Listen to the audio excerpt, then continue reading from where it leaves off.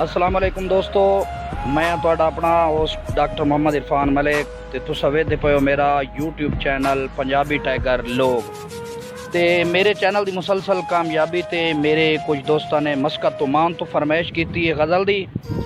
जनाब फरमाइश मुनव्वर हुसैन अलमरू मुन्ना भाई, जनाब राणा मोहम्मद अरशद साहब ते जनाब भाई अंसर अब्बास साहब, उन्होंने स्पैशल और उन्होंने नाल जनाब चंद साथियों की स्पैशल फरमाइश ते जनाब गज़ल मुन्ना साहब भाई। जल्दी दीगर निमाशा तो पहले मैं जर्द सूरज डुलांदा डिठा है, ठड्डे चश्मे दा मिठा पानी तिलक के पत्थरां तो ढांदा डिठा है। रंगीन मौसम हसीन मंजर पहाड़ी उच्चे ते रस्ता तंगे, फलक दी गोरी जइए वीणी काले बदलां दी पतली वांगे।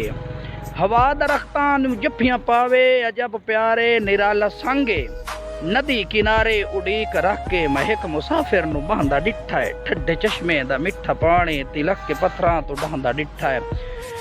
ते वाता दा बई दीवानगी दी इस कशमकश च पछावे अपने तू आप जक्के, सजण दे आवन दा हिड़का हासूं अखी मल मल के रावां तक्के।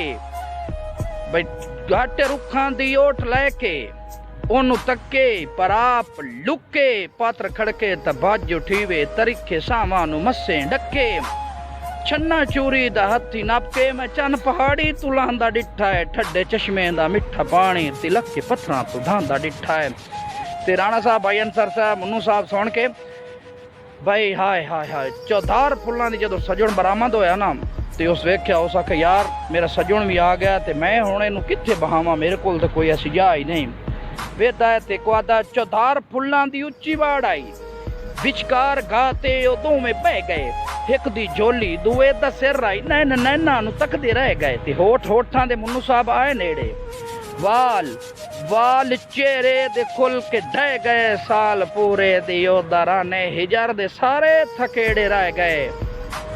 रेशमी बावां दी बुक्के विच बदन रेशमी लहरांदा डिठा है।